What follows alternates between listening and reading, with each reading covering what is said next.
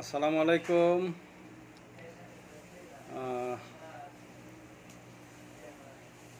আপনারা সবাই কেমন আছেন? আমি আলহামদুলিল্লাহ ভালো আছি, আল্লাহ ভালো রাখছে।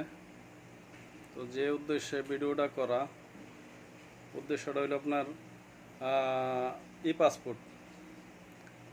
আমাদের ভোগান্তির কোনো শেষ নাই। ই পাসপোর্টটা যে এখন 19 তারিখে যেটা আর কি চালু হয়েছে, এই পাসপোর্টটা আপনার অ্যাপার্টমেন্ট নিতে হইব। অ্যাপার্টমেন্ট ছাড়া আপনি ওই জায়গায় ঢুকতে পারবেন না। আপনি পাসপোর্ট চাইলেই করতে পারবেন না। আপনার পাসপোর্টে অ্যাপার্টমেন্ট নিতে হবে। আর আপনার ডকুমেন্ট যেগুলো লাগবো, আপনার পাসপোর্ট ফটোকপি লাগবো।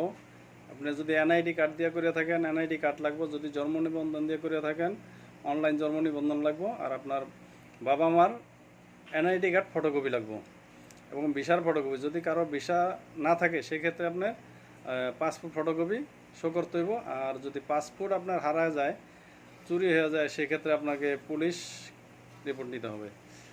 হ্যাঁ, এ হইলো মানে যা লাগবে সেটা। আর অ্যাপার্টমেন্ট নিতে হবো। আর অ্যাপার্টমেন্টটা আগামী এক সপ্তাহের ভিতরে অ্যাপার্টমেন্ট নাই, সব বুক হয়ে গেছে। তো বুঝতে পারতাছি না এরা কীভাবে কী করতেছে, কারণ আমাদের ভোগান্তির কোনো শেষ নেই। আমি বাংলাদেশ হাই কমিশনের মহামান্য কমিশনারের প্রতি অনুরোধ করব, সমস্ত মালয়েশিয়া প্রবাসীদের পক্ষ থেকে যদি সম্ভব হয় এটারে যত সহজভাবে করা যায় সেই সুযোগটা করে দেন। কারণ এই অ্যাপার্টমেন্টের জন্য অ্যাপার্টমেন্ট নিতে নিতে মানুষগুলা পাসপোর্ট পাইব কবে এটার কোনো গ্যারান্টি নেই, এটার কোনো সিকিউরিটি নেই। আমরা যখন করোনার আগে পাসপোর্টগুলো করতাম, আমরা এমআরপি পাসপোর্ট, আমরা সিরিয়ালে যাই, ওই দিন যদি 500 লোক হইতো, 1000 হইতো, 2000 হইতো, সব লোক জমা দিতে পারতো। আপনার ওই সিস্টেমটা করে দেন, যেহেতু আপনার সরাসরি ওই জায়গায় যাইতে হবে, ফিঙ্গার দিতে হবে, তাহলে আপনার ওই সিস্টেমটা করে দেন সহজ। এখন যেই জায়গায় নিছেন সানসোলিং, ঠিক আছে, কিন্তু ওই জায়গায় যে একটা মার্কেটের ভিতরে মানুষের বাহিরে দাঁড়ায় থাকতে হবে, বসার কোনো পরিস্থিতি নেই। মানুষ যে বসবে কোনো জায়গায় ওই রকম কোনো পরিস্থিতি নেই মানুষগুলো যায়। কারণ অ্যাপার্টমেন্ট ছাড়া যদি কোনো লোক যায় তাহলে আপনি দোতলায় উঠতে পারবো না, নিচে সিকিউরিটি দিয়ে আটকা দেওয়া হয়েছে, দোতলায় উঠতে পারবো না। তো সবাই এটা খেয়াল রাখবেন, অ্যাপার্টমেন্ট ছাড়া কেউ যায় না। আরেকটা কথা হলো আপনার কি বলে, ট্রাভেল পাসটাও কিন্তু সানসোলিং থেকে, কেউ ভুলও আপনারা হাই কমিশনে যায় না, তাইলে ভুল করবেন না, সে জায়গায় এটা দেয় না। সব দিয়ে দিছে আপনার একটা কোম্পানির, এইটা সানসোলিং সানসোলিং ই পাসপোর্ট এবং ট্রাভেল পাস দুটোই ওই জায়গা থেকে দিব।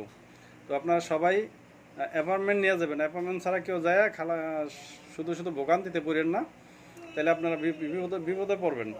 কারণ যে পরিস্থিতি 19 তারিখে স্টার্ট হয়েছে, আর এখন মানে অ্যাপার্টমেন্ট নেই, অ্যাপার্টমেন্ট বুক হয়ে গেছে গা। তো আপনারা বুঝতেই পারছেন যে কতটা একটা ঝামেলার ভিতরে পড়তে হবে। কারণ এটা ফিঙ্গার দিতে হবে, তো এই জন্য সশরীরে যাইতে হবে। আর যদি আপনার যদি এমআরপি কেউ করেন, তো সেক্ষেত্রে আর এটার প্রয়োজন নেই। আপনারা যেরকম পোশলা জুতে আগে আমরা যেরকম পোশলা জুতে পাঠিয়ে দিতাম ব্যাংক ড্রাফট করে, ঠিক ওই সিস্টেমে ওইটা করতে পারবেন। কিন্তু আপনার এই পাসপোর্ট করতে গেলে আপনার এই এই জিনিসগুলো লাগবে এবং এইভাবে আপনার সশরীরে যায় ফিঙ্গার দিতে হবে।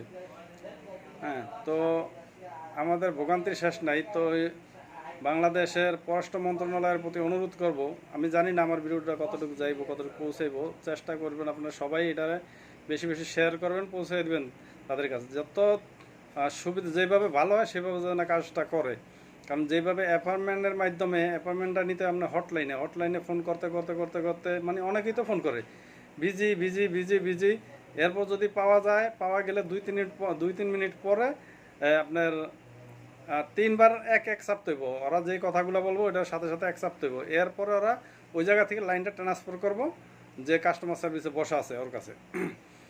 তখন আর কি আপনার কি সমস্যা, কি আশায় বিষয় ওইগুলো জানাবে। যদি আপনার অ্যাপার্টমেন্ট দেখা গেছে আগামী 30 তারিখে থাকে বা না থাকে, সেটা ওরা বইলা দিব। তো সেই ক্ষেত্রে আমি অনুরোধ করব, পররাষ্ট্র মন্ত্রণালয় যারা আছেন এটা যত সহজ হয় সেইভাবে করিয়া দেন। তো আশা করি সবাই এই জিনিসটা বুঝতে পারছেন। আপনারা সবাই এটা ভিডিওটারে বেশি বেশি শেয়ার করবেন, সবার কাছে পৌঁছে দেবেন। তো ভালো থাকবেন সবাই। আসসালামু আলাইকুম।